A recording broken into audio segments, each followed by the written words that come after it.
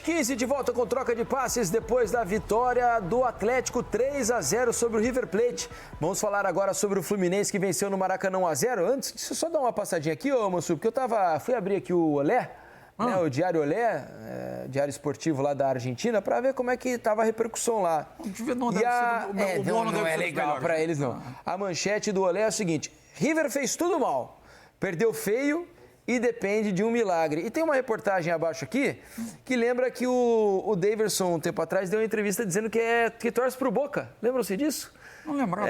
Teve isso. Ele disse que torce pro Boca, que gosta do Boca, não sei o quê. Que queria ter jogado no Boca. Que queria ter jogado no Boca e hoje ele fez. A torcida do Boca hoje está especialmente grata a ele. Pois é, hoje sim. Vamos falar sobre o Fluminense, né? Porque o Fluminense no Maracanã, hoje um grande público no Maracanã, 40 mil pessoas por lá, e o Fluminense assim venceu o Atlético Paranaense, foi sofrido também, o Fluminense demorou a achar o gol e no finalzinho conseguiu, com gol de Cano, vencer o Atlético Paranaense pelo placar de 1-0. Vamos trazer aqui o pessoal que participou da transmissão desse jogo e eles vão trazer detalhes de tudo que rolou por lá. Quem é que estava na transmissão, Eugênio? Já, Grafite, Luiz Led Grafite. Luiz Carlos Júnior, chega mais, Luiz. Alô, Felipe, alô, galera do Troca, estamos aqui no Maracanã, tô com El Grafa e com o intrépido Lédio Carmona e vamos falar da vitória do Fluminense com emoção até o fim, 1 pro Fluminense, 0 pro Atlético Paranaense. Grafite com gol de cara do Cano, um gol emocionante, um gol da redenção e um jogo que ficou longe de ser brilhante tecnicamente, mas acabou sendo emocionante, Grafite. Verdade. Boa noite, Luiz, Lédio, amigos do Troca, Felipe, Mansur, Alex. Realmente foi um jogo bem... nós esperávamos um jogo mais, pela necessidade de vitória das duas equipes, um jogo melhor tecnicamente. O primeiro tempo foi bem... O jogo começou bem amarrado, com bastante falta, parando toda hora, com o Fluminense com a posse de bola. Mas poucas finalizações? Poucas finalizações, tanto do lado do Fluminense como do Atlético. No segundo tempo o jogo melhorou, foi mais aberto, o Atlético teve chance, né, numa bola cara a cara do Emerson com o Fábio. O Fábio acabou fazendo a defesa. E aí brilhou a estrela do Cano, né? O Mano mexeu muito bem no segundo tempo. A entrada do Cano, de jogadores que deram outra movimentação ao Fluminense, que conseguiu melhorar, conseguiu o gol e conseguiu uma vitória suada aí do seu principal artilheiro na temporada passada com gol de queixo, né, Led? O Atlético não vencia, Led, ou não vence, agora há 11 jogos e claramente estava jogando por um contra-ataque e ele teve esse contra-ataque com o Emerson no segundo tempo. Teve esse contra-ataque no segundo tempo, um passe pro Emerson. A gente está trazendo ainda os melhores momentos do primeiro. No primeiro tempo. Esse foi o melhor lance do Fluminense no primeiro tempo. Essa finalização do Arias e o Mikael fez uma defesa difícil. O chute não foi forte, mas foi bem no canto. O Atlético melhorou no segundo tempo. Passou a atacar mais o Fluminense. Teve o contra-ataque. Esse gol do Lima foi anulado, bem anulado. Ele estava adiantado. Foi bem anulado. Mas o Atlético melhorou no segundo tempo, começou a ter opções de contra-ataque. O Fluminense continua com a posse de bola, continuou pressionando. Mas o Atlético já deixava um fantasma na cabeça do Fluminense, que ele tinha opção de contra-ataque. O Fernando passando pelo lado esquerdo, o menino Emerson entrou bem no jogo. Duas grandes chances. Pablo, nesse momento, ótima defesa do Fábio. Nesse momento, o Emerson ainda não tinha entrado, ele entrou no lugar do Pablo. Essa foi a melhor finalização do Pablo no jogo. O Fábio já faz sua primeira grande defesa do jogo. A partida vai ficando cada vez mais tensa. E o Atlético encaixa esse contra-ataque. Esse é o lance crucial do jogo. Emerson. Exatamente. O menino que entrou com muita vontade, forte, rápido. A finalização, tudo bem, era em cima do Fábio, mas o Fábio cresce para cima dele e faz uma defesa difícil. Ela saiu um pouco mascada, né? Ela bate no chão quando ele chuta assim, acaba não facilitando. Mas ajuda o Fábio, ela vai em cima dele. Olha lá, ela sai meio mascado o chute. Mas foi a melhor chance. E aí o lance do gol, né? O Keno recebeu. Arias, cara do Cano. De lateral para lateral, né? E essa jogada começou lá do lado direito. O Marcelo faz uma virada pro Keno, né? Que tem a passagem do Diogo. Faltou no primeiro tempo o Fluminense essa passagem, essa profundidade. E aí o cruzamento, a cabeçada do Samuel.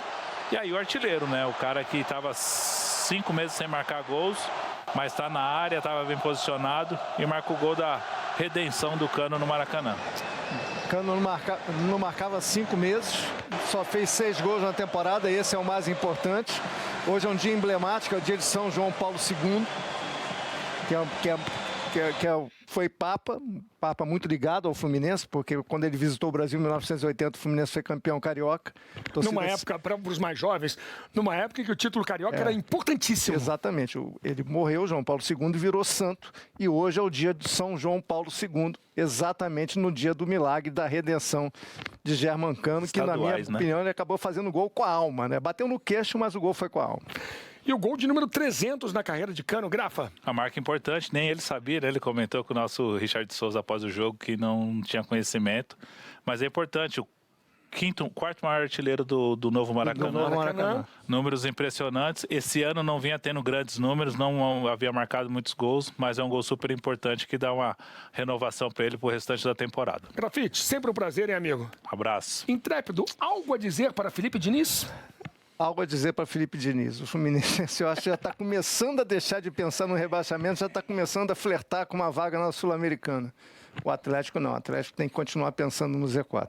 Diniz. Valeu, Luiz. O intrépido Lédio Carmona já trouxe detalhes aí. É verdade, o Fluminense vai a 36 pontos nesse momento, consegue respirar mais aliviado em termos de rebaixamento, porque se a gente pensar ali na média, né, de pontos que costuma livrar os times da Série B, ali em torno de 43 e tal, o Fluminense com 36, né, com 2 vitórias, um empate aí em 8 jogos, praticamente se garante na Série A do Campeonato Brasileiro e, além disso, faz com que a diferença aumente para 4 pontos entre o Fluminense e o Corinthians. 4 pontos é muita coisa? Não, mas é muito time no meio. É exatamente o que eu ia dizer. Tem muita gente no meio, né? Olha só. Gente, é um conforto que o torcedor do Fluminense não sabe o que é há muito tempo. Isso. Foram muitas e muitas rodadas dentro da zona do rebaixamento, né? 36 pontos, O Fluminense tem 36 pontos. Vamos tirar ali, a gente vai corrigir. O Fluminense é o 11º colocado. Na hora, para você ter uma ideia do que estava em jogo hoje, na hora, já no meio do segundo tempo, quando o Mano tinha mexido, e o Emerson, do Atlético Paranaense, arranca com aquela bola, se aquele chute entra, o Fluminense, que hoje é 11º, seria 16º. E o Atlético, que hoje é 18º, seria 14º. Pois é. Tinha muita coisa em jogo.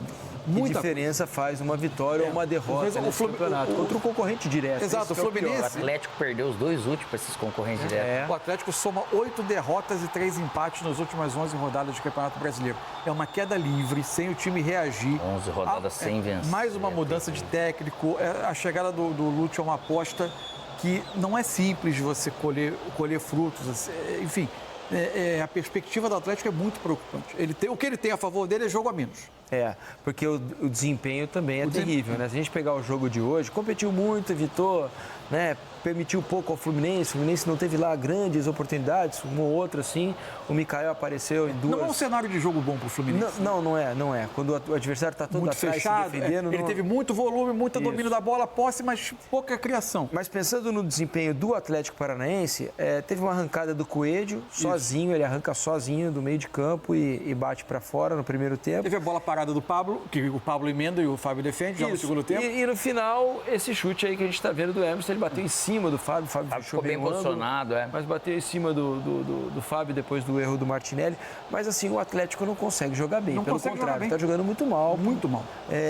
Produz muito pouco em termos ofensivos. A queda dele na tabela é reflexo direto do rendimento do time. Não é um acidente. Criatividade quase zero, né? É sempre em transição, erro do adversário. E por vezes momento de pouca competitividade também, né? Também. Então, raro isso no Atlético. É muito preocupante a situação do Atlético Paranaense em termos de rebaixamento. Né? Algo que ninguém imaginava, principalmente em relação ao que o próprio Atlético já jogou na temporada. Lá atrás, se a gente pegar lá no início do Brasileirão, o Atlético começou muito bem a competição. A gente, em alguns momentos, até pensou, será que o Atlético vai brigar até por início do ano? A gente especulou, né? O Atlético como Libertadores ou, eventualmente, tendo uma boa sequência, beliscando as primeiras posições. Assim. Agora, o retrato do que hoje também tinha em jogo foram as mudanças do Mano no segundo tempo, né? Em dado momento, ele coloca o Keno no lugar do Bernal, ele tira o volante, coloca o Keno, traz o Lima pro meio. Mais adiante, ele coloca o Marcelo no lugar do Lima, ele fica com o meio campo Martinelli, Marcelo e Ganso. Pois é. Tentando ter um pouco mais de qualidade na criação, mas o Fluminense aí começou a ter um pouquinho de sofrimento na perda da bola, né? Porque tinha bem menos intensidade nesse centro do campo. Agora, ô Alex... Quem tem entrado melhor é o Keno. Tem. O Keno cresceu. Ele recuperou, cresceu muito. Ele é muito bom jogador. Importantíssimo. Ô Alex, dando uma olhada nos números do Cano, o Cano está na terceira temporada dele pelo Fluminense. Primeira temporada, 44 gols. Segunda temporada, 40 gols. E a terceira temporada é essa, cheia de contusões e tal, 6 gols. E faz hoje um gol importantíssimo, um gol da vitória contra o Atlético Paranaense. São 300 gols na história agora, 90 pelo Fluminense. O que passa na cabeça do jogador nesse momento, Alex? Um ano tão sofrido para ele, um cara que está tão acostumado a fazer gols. Eram 5 meses sem balançar a rede, né? E faz um gol hoje aí, chorado, mas que foi de extrema importância. Nem sempre foi um ano de lesões que ele acabou tendo, mas foi um ano que ele não conseguiu produzir. E num ano que o próprio Fluminense também teve suas dificuldades, né? Ele passou alguns dos jogos que ele acabou jogando, finalizando menos vezes e não sendo feliz nessas poucas vezes que nos outros anos ele fazia o gol.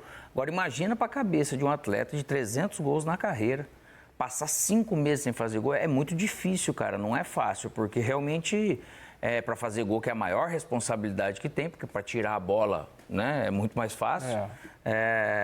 Você ter que lidar com isso somente tendo realmente o torcedor sempre junto com ele para chegar num momento desse, um cara que é generoso, né, vamos dizer, ele trabalha muito pelo time.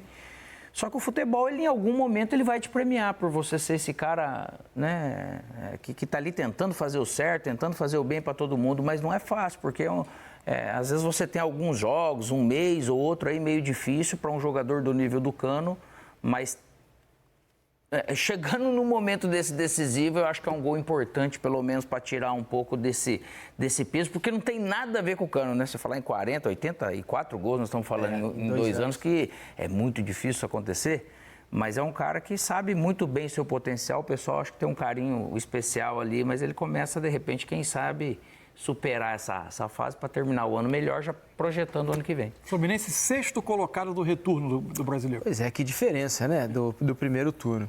Deixa eu mostrar para vocês aqui as entrevistas coletivas. Mano Menezes e Lúcio Gonzalez falaram depois do jogo do Maracanã. A gente mostra para vocês agora aqui no Troca. Bom, eu penso que o futebol, ele quase sempre percorre os mesmos caminhos para os jogadores, né? Os goleadores têm seus períodos muito bons e, às vezes, têm seus períodos que não são tão bons. E nessa hora não tem muito o que falar e fazer, a não ser trabalhar, ser obstinado. Ele é muito correto, ele trabalha muito. A alegria de todos por ter sido também ele o autor do gol, é em função do que ele é para nós no dia a dia, o exemplo que ele é como profissional e essa felicidade do torcedor, essa homenagem do torcedor para com ele é muito justa.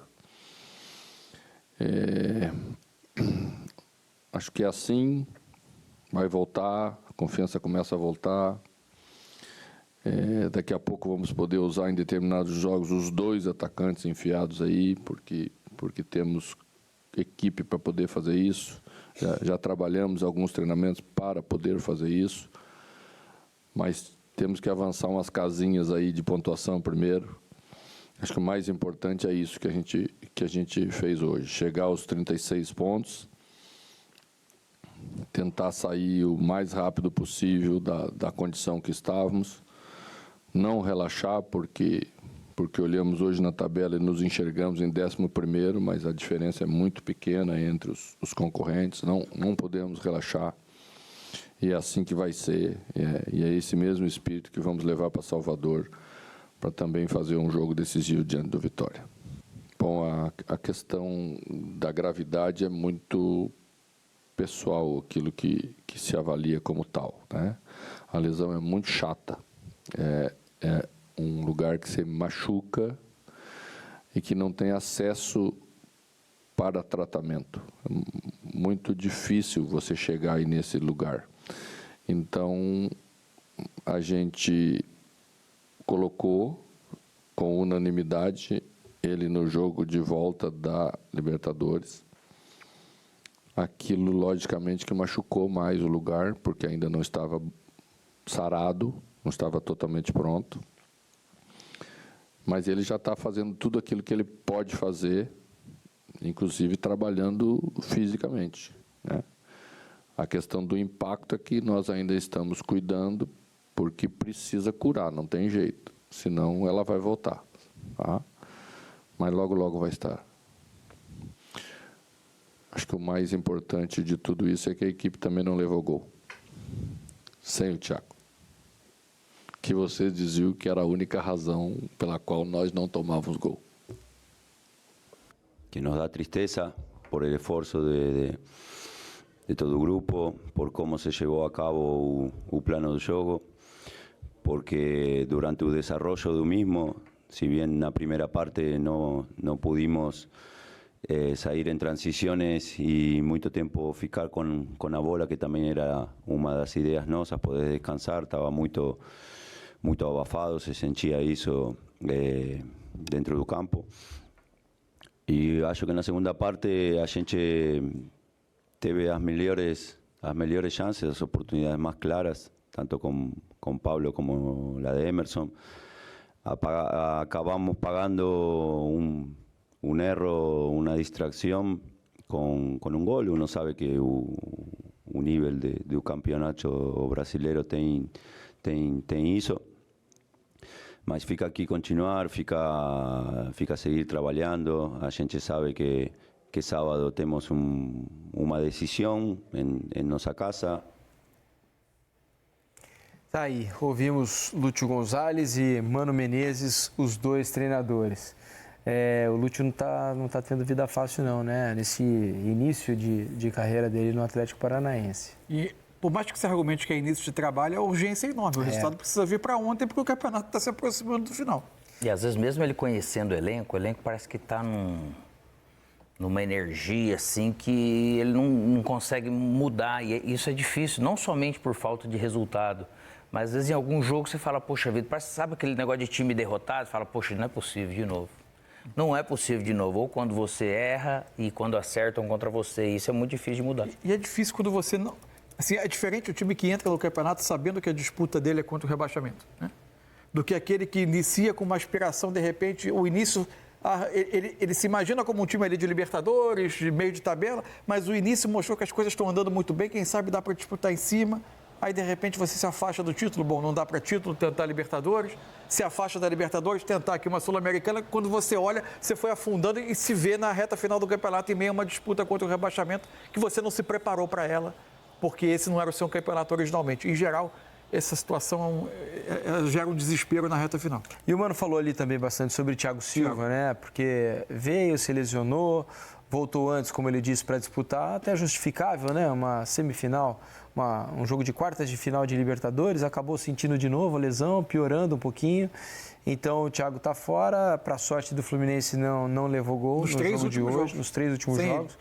Então está melhorando defensivamente também, mas é óbvio, é inegável que um cara do nível do Thiago faz muita falta, né? Para qualquer equipe não seria diferente com o Fluminense. Para esse momento importante, do impacto que ele naturalmente já causou, além dele ser quem ele